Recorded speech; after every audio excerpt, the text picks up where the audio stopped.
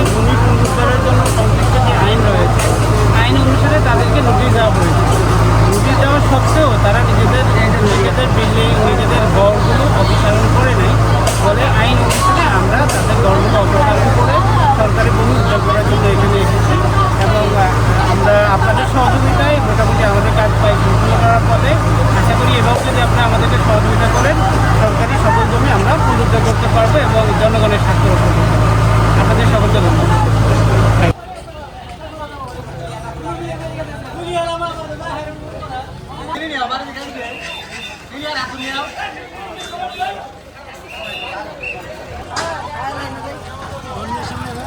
Drone আনছি, drone পরে তুলুন ভাই।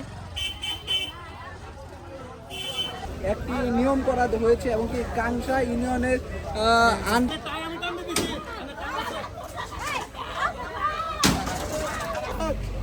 আমরা ফ্যামিলি